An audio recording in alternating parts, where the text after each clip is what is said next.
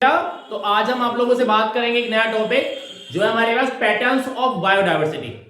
Patterns of biodiversity में NCERT ने दो टॉपिक को डिस्क्राइब किया हुआ है। पहला जिसमें है लैटिट्यूडनल ग्रेडियंट और दूसरा हमारे पास है about the species area relationship. तो पहले हम लोग लैटिट्यूडनल ग्रेडियंट को समझेंगे। तो when we start from equator to pole, देखिए नॉर्थ पोल है, ये हमारे पास साउथ पोल है। ये मैंने अर्थ को बना रखा है बेटा। अर्थ बिल्कुल जैसे हम लोग डिस्कस करते हैं, लोग आपको बताते हैं गोल होती है, नहीं। कोई कहता है ओवल शेप होती है, नहीं। अर्थ जो होती है फ्लैट चपटी होती है, ठीक है। और कितने एंगल पर बेटा? 66.5 डिग्री पर क्या है? ये बेंट है। अर्थ में दो तरह से मूवमेंट होते हैं, एक अर्थ में होता है रोटेशन और एक होता है रिवॉल्यूशन। रोटेशन की वजह से डे एंड नाइट होते हैं, जबकि रिवॉल्यूशन की वजह से बेटा होता है आपके सीजनल चेंज। ओके, अर्थ जो है वो मूव जो करती है तो आपका सीजनल चेंज उसके रिवॉल्यूशन की वजह से होता है। पूरे अर्थ के रिवॉल्यूशन में 366.5 डेज का टाइम लगता है, ठीक है। इसीलिए आपने देखा होगा 2 साल के बाद एक बार फरवरी कितने 29 डेज की बैठती है, आप लोगों को पता होगा। तो ये बेटा हमारा नॉर्थ पोल है, हमारा साउथ पोल है।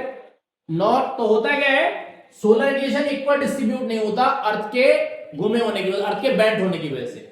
तो पोलर एरियाज में 8 से 10 महीने बर्फ जमी रहती है। तो यहाँ का जो इन्वायरमेंट होता है वो बेटा अनफेवरेबल होता है, जिसकी वजह से यहाँ पर ऑर्गेनिज्म एग्जिस्ट नहीं कर सकते।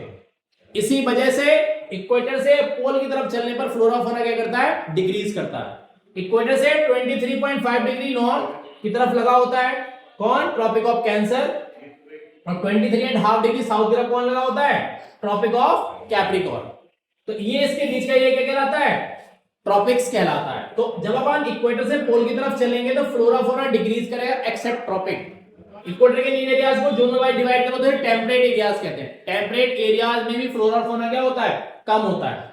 और अगर आप 66.5 डिग्री नॉर्थ चले जाएं तो आपको मिलेगा कौन सा? आर्कटिक। और अगर आप नॉर्थ साउथ की तरफ आएंगे तो कौन मिलेगा आपको? मिलेगा कौन? अंटार्कटिक। तो सोलर रेडिएशन ना होने की वजह से, फेवरेबल वेदर ना होने की वजह से और गुड अमाउंट ऑफ वाटर ना होने पाने की वजह से फ्लोरा और फौना क्या करता है? डिक्रीज करता चलता है फ्रॉम इक्वेटर टू पोल।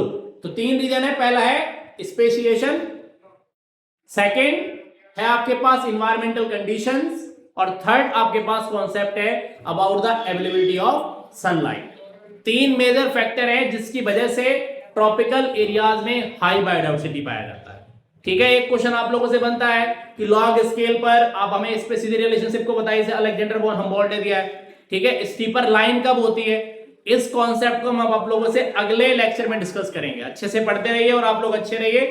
मैं उम्मीद करता हूं कि बहुत अच्छे से आप लोग समझ पा रहे होंगे कॉन्सेप्ट को, ठीक है। Have a good day.